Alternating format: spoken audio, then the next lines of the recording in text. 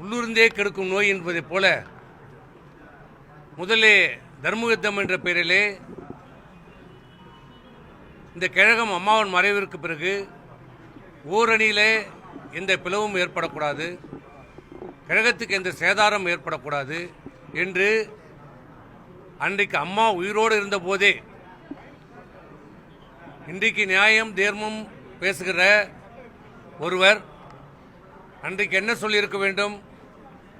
இல்லை அம்மாவை முதலமைச்சராக அடக்கம் செய்துவிட்டு நான் பதவியேற்றுக் கொள்கிறேன் என்று சொல்லியிருந்தால் அவர் பெரிய மனுஷன். ஆனால் அன்றைக்கு பதவி ஆசை, பதவி வெறி, யாரோ சொன்னார்கள் என்று யாரோ சொன்னால் கூட இவருக்கு எங்கே போய்விட்டது. அன்றைக்கு இரவோடு இரவாக எல்லோரிடம் கையெழுத்து பெற்று பதவி ஏற்றுக்கொண்டார், முதலமைச்சராக பதவியேற்றுக் கொண்டார். பிறகு அன்றைக்கு அவருக்கு யார் எதிரி? அவருக்கு தேவைப்பட்டால் நண்பர்கள், தேவைப்பட்டால் எதிரிகள், இல்லை என்றால் துரோகிகள். அவருக்கு பதவி கொடுத்தால் நண்பர்கள், பதவி இல்லை என்றால் அவர்கள் துரோகிகள் என்று சொல்லி காலத்துக்கேற்ப, நேரத்துக்கேற்ப, சூழ்நிலைக்கேற்ப பச்சோந்தி நிறம் மாறுவது போல் அப்போது நிறம் மாறிக்கொண்டிருந்த ஒருவர். நாங்கள் சொல்லி கொண்டிருந்தோம், நாங்கள் சொன்னோம், பல காலகட்டம் பல நேரத்தில் சொன்னோம். இவர் அனைத்து இந்திய அண்ணா திராவிட முன்னேற்ற கழகத்துக்கு பிடித்த சனி.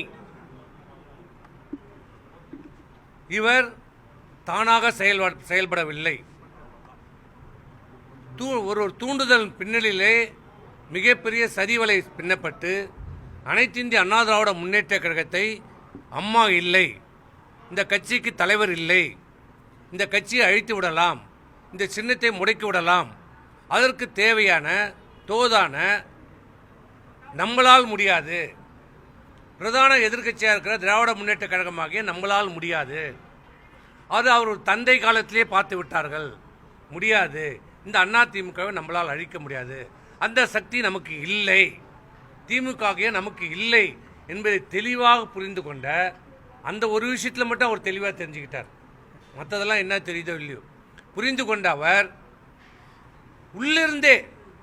உள்ளிருந்தே கொல்லும் வியாதியாக எதிரியை விட பக்கத்தில் இருக்கிற துரோகி தான் மிக மிக ஆபத்தானவர். எதிரியால் சாதிக்க முடியாததை ஒரு நண்பன், கூடியே இருந்த நண்பன், கூடியே ஒன்னா இருந்து ஒன்னா சாப்பிட்டு ஒன்னா படுத்து எல்லாத்திலையும் பங்கெடுத்து கொண்ட ஒருவன் துரோகியாக மாறினால் அவன் 1000 எதிரிக்கு சமம்.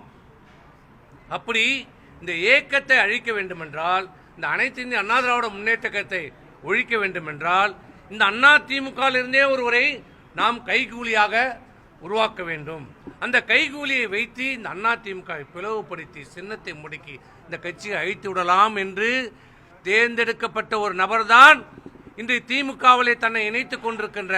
ஒரு காலத்திலே நான் அம்மாவின் விசுவாசி என்று சொல்லி அம்மாவையும் ஏற்றி அம்மாவை சுற்றி இருக்கிற அந்த குடும்பத்தாரையும் ஏமாற்றி தமிழகத்தினுடைய முதலமைச்சர் பதவி வரை அனுபவித்தது மட்டுமல்ல, இந்த கட்சியினுடைய ஒருங்கிணைப்பாளராக கூட இருந்து கொண்டு, இன்னும் சொல்ல போனால் இந்த இயக்கத்திற்கு எதிர்ப்பாக அம்மாவின் மறைவிற்கு பிறகு இந்த இயக்கத்தை அம்மா தொடர்ந்து 2வது முறையாக வெற்றி பெற்ற அந்த அம்மாவுடைய ஆட்சியை கவுப்பதற்கு திமுகவோடு துணை கைகோர்த்து கொண்டு அந்த ஆட்சியை கவுறுவதற்கு வாக்களித்த அந்த பன்னீர்செல்வத்தை மன்னித்து மீண்டும் இந்த இயக்கத்தில் இணைத்து கொண்டு இந்த இயக்கத்துடைய ஒருங்கிணைப்பாளர் பதவியும் கொடுத்தோம். அதன் பிறகும் இந்த இயக்கத்தை முடக்குவதற்கு இந்த திராவிட முன்னேற்ற கழகத்தோடு கைகோர்த்து கொண்டு சரி செய்து இந்த இயக்கத்தை அழிப்பதற்கு ஒவ்வொரு காலகட்டத்திலும் பல்வேறு நடவடிக்கைகள் எடுத்தார். இந்த இயக்கத்தை விடாமல் இருப்பதற்காக முடக்க நினைத்தார். எந்த முடிவும் எடுக்க முடியாமல் இருப்பதற்கான தடைகளை போட்டார்.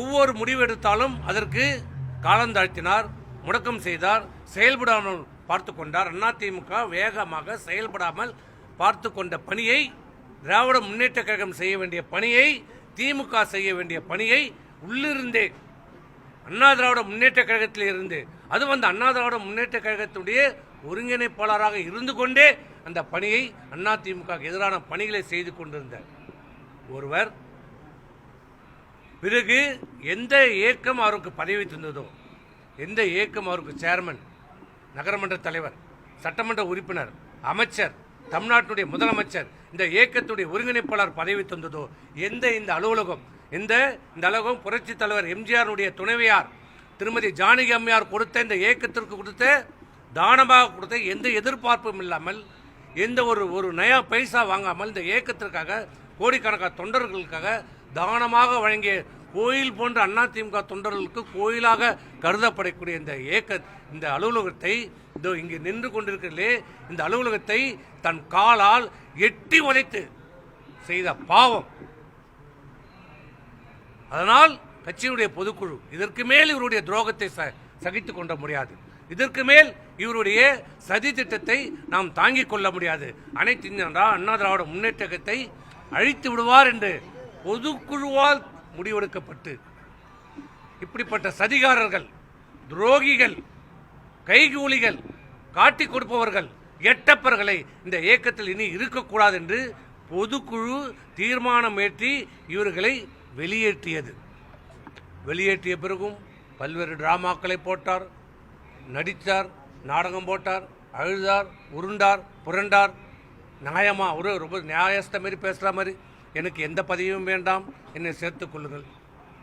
பாம்பை வீட்டுக்குள்ளே என்னாகும், ஆமையை வீட்டுக்குள்ளே விட்டா ஆமாம் அமைதியாக தான் இருக்கும், ஆனால் வீடு விளங்காது, நாசமாக போயிடும். எனக்கு எது வேணும்? எல்லாரும் ஒருங்கிணைக்க வேண்டும். திருமதி சசிகலா அவர் ஒருங்கிணைக்க வேண்டும், டிடிவி தினகரனை ஒருங்கிணைக்க வேண்டும், ஓபிஎஸ் அவர்கள் வந்து இப்படி ஒரு முறையும் சொல்லினார். ஆனால் இவங்க 3 பேரும் ஒன்றா ஒரு நாளாக பார்த்துக்கிட்டாங்களா? தயவு செய்து இந்த நாட்டு மக்களை கேட்குறேன், இவர்கள் பேசியதை இந்த பத்திரிகைகளும் ஊடகங்களும் சில பத்திரிகைகளும் சில ஊடகம், நான் எல்லாரையும் சொல்ல மாட்டேன், இவர்கள் பேசியதை நியாயப்படுத்தி இன்னைக்கு பத்திரிகைகள் கூட எழுதியிருக்கிறாங்க, இன்னமும் ஒரு தியாகம் செய்துட்டு இன்னமும் வேற ஒரு கட்சிக்கு போகிற மாதிரி இன்னும் எழுதுறாங்க. இதே நாங்கள் யாராவது செய்திருந்தா எங்களை கழுவி ஊற்றிருப்பீங்க, எங்களை கழுவி ஊற்றிருப்பீங்க.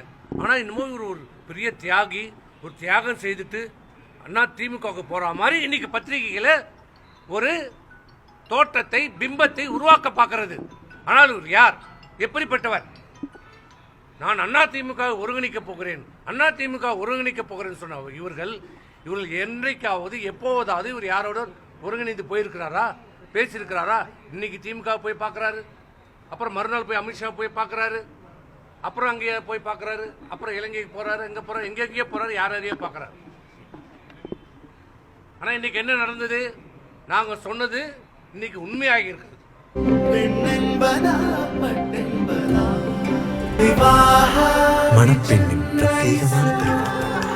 விவாஹா தி சென்னை சில்க்ஸ்.